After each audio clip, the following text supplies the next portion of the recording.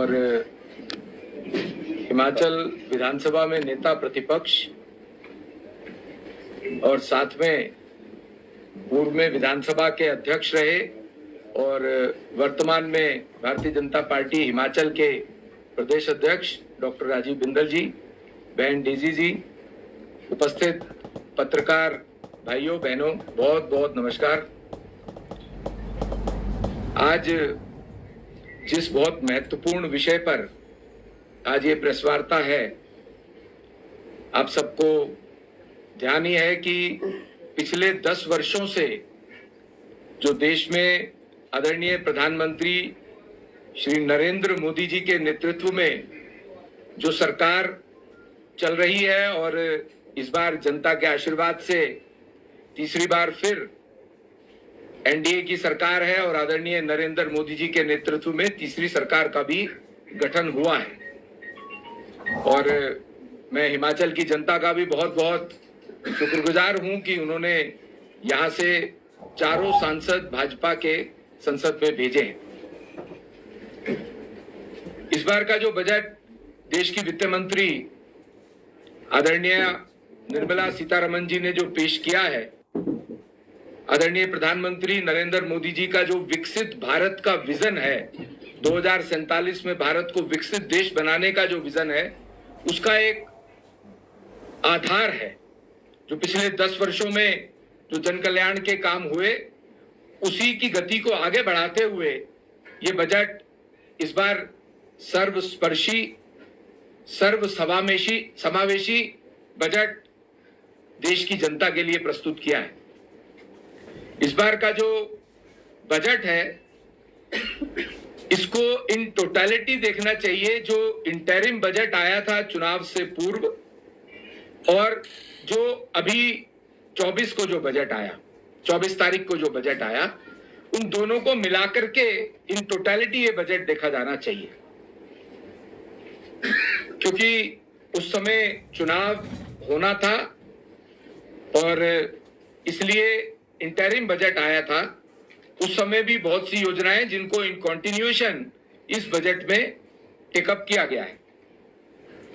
इस बजट की जो मुख्य हाईलाइट है, जो देश की इकोनॉमिक ग्रोथ 8.2% है, जबकि पूरा विश्व कहीं ना कहीं इकोनॉमिकली स्ट्रगल कर रहा है। तो ये पिछले जो 10 वर्षों का प्रधानमंत्री जी का विजन और कार्यशैली रही, उसके कारण से भारत की इकोनॉमिक ग्रोथ का 8.2% का बजट इस बार आया है। इसमें जो सोशल सेक्टर का एक्सपेंडिचर है वो डबल हुआ, 11 लाख करोड़ से 23 लाख करोड़ हुआ 23-24 में। हेल्थ सेक्टर की जो स्पेंडिंग है वो भी ऑलमोस्ट डबल होती है, जो कि 17-18 में 2.5 लाख करोड़ से 5,85,000 लाख करोड़ हुई। जो इस बार का बजट है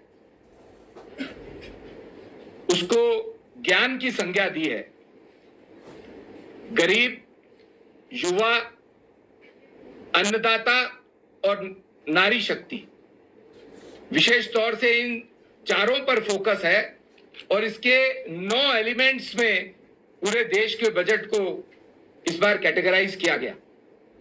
चाहे वो एग्रीकल्चर प्रोडक्टिविटी हो और उसके अंदर ऑल वेदर की जो ऑल वेदर की फसल का आना हो, एफडीआई को सिंप्लीफाई करना हो, एमएसएमई में विशेष पैकेजेस के देने की बात हो और विशेष तौर से ग्रीन एनर्जी, सोलर एनर्जी की बात हो, इसमें इस बजट में इसको बहुत प्रमुखता के साथ समावेश किया गया है। हिमाचल में बैठे हैं तो हिमाचल प्रदेश का जो टैक्स डेवोल्यूशन है, जो केंद्र की सरकार देती है, वो 264% बढ़ा है और ग्रांटी नेट भी 164% बढ़ा है। जो एनडीए की सरकार रही उसके रेजिम में 2019 से लेकर के 24 में जो पीरियड खत्म होता है, इस बात से ये समझ में आता है कि जो आदरणीय प्रधानमंत्री जी की एनडीए की सरकार है उनका कमिटमेंट हिमाचल की ग्रोथ के लिए कितना अधिक है। हिमाचल प्रदेश को special assistance for capital expenditure भी दिया है, जिसमें इन्वेस्टमेंट के लिए 3500 करोड़ रुपए 2020 से 2023 के बीच में दिया गया था। इंटरेस्ट फ्री लोन इसकी प्रमुख एक विशेषता है कैपिटल एक्सपेंडिचर के लिए। ये जो इस बार का बजट है 24-25 का, हिमाचल प्रदेश के लिए टोटल 10,351.86 करोड़ रुपए का डिस्ट्रीब्यूशन नेट प्रोसीड्स जो यूनियन टैक्सेस की होती है, वो भी इस बार हिमाचल के लिए स्पेशली दी गई है। अगर मैं यूनियन बजट के साथ साथ हिमाचल की बात करूं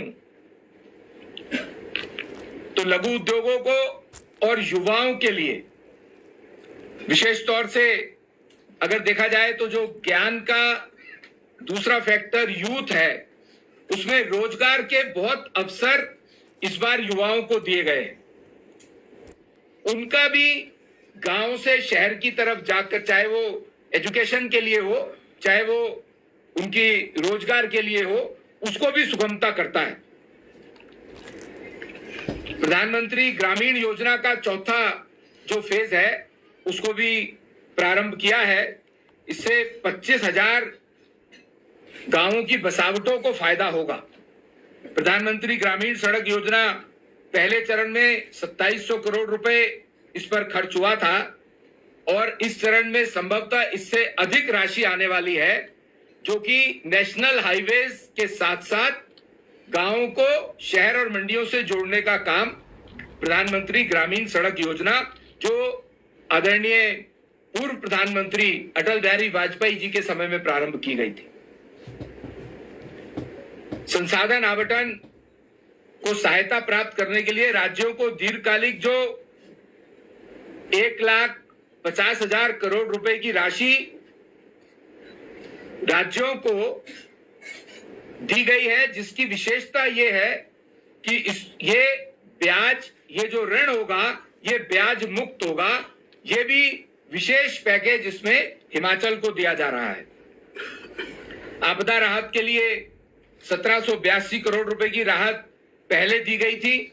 इस बार भगवान ना करे कोई आपदा आए, लेकिन फिर भी डिजास्टर की तैयारी के लिए, डिजास्टर के मैनेजमेंट के लिए इससे अधिक राशि इस बात के लिए आवंटित की जा रही है।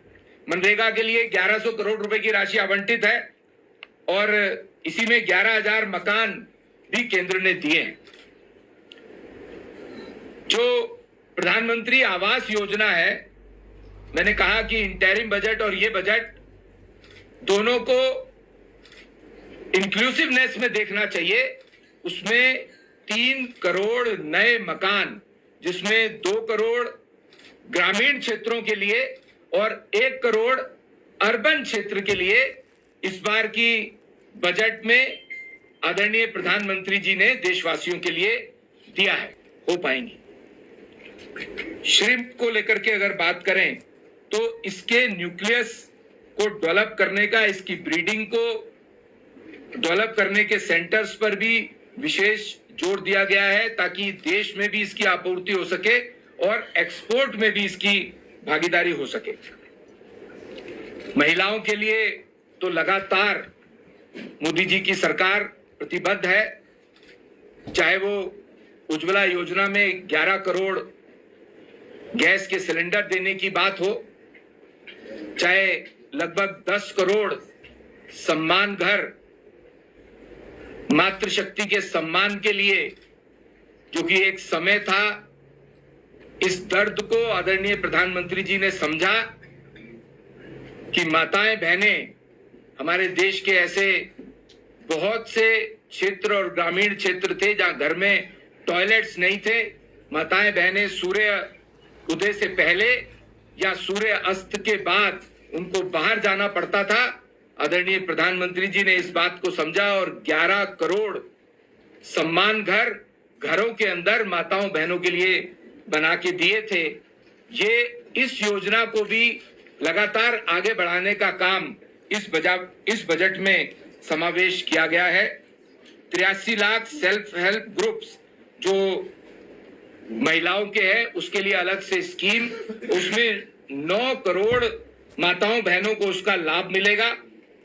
25 क्रिटिकल मिनरल्स हैं, उनके इंपोर्ट्स में जो कस्टम ड्यूटी है उसको भी माफ किया गया है, ताकि न्यूक्लियर एनर्जी के माध्यम से भी जो बिजली मिल सकती है उसको थोड़ा सस्ता भी किया जा सके, और वो भी एक तरह से ग्रीन एनर्जी है, उसका उपयोग देश के लिए किया जा सके।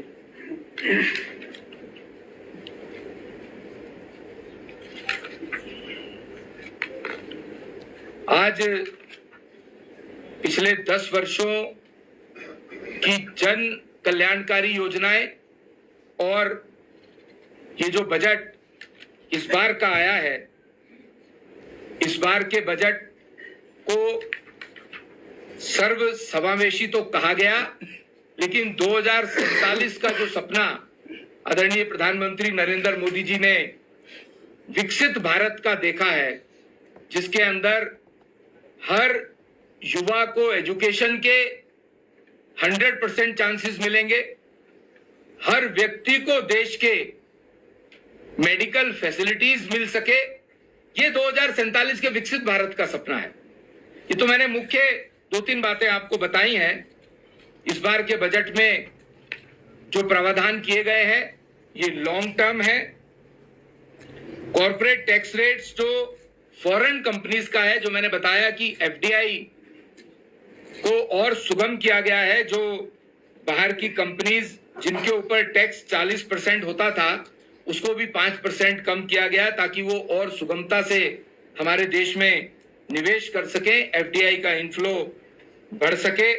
और to help the common citizen and reduce the compliance burden, जो टैक्सेशन में स्टैंडर्ड डिडक्शन है 50,000 से 75,000 किया गया है, और जो फैमिली पेंशन का टैक्सेशन है, पेंशनर्स का जो टैक्सेशन है उसको 15,000 से बढ़ा करके उसकी एग्जम्पशन 25,000 की गई है, जिससे कि और टैक्स रिलीफ मिलेगा।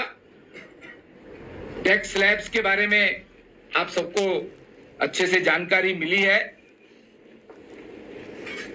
ये जो टैक्सेस में रिलैक्सेशन दी गई है, इसकी टेबल आप सबने सारा डेटा लिया है, उसको मुझे लगता है पढ़ने की आवश्यकता नहीं है, लेकिन स्टैंडर्ड डिडक्शन, पेंशनर्स के लिए डिडक्शन के स्लैब को बढ़ाना और मिडिल मैन के लिए ओवरऑल टैक्स में रिबेट देना, उससे एक आम आदमी को 17,500 रुपए के टैक्स में प्रति व्यक्ति लाभ होने वाला है।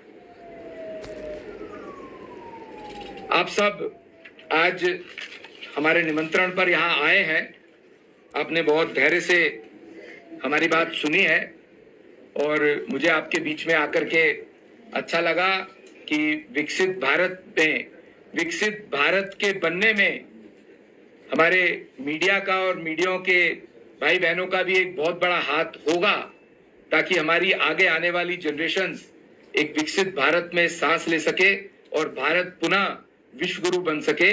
ऐसा बजट इस बार पेश किया गया है। बहुत बहुत धन्यवाद। भारत माता की।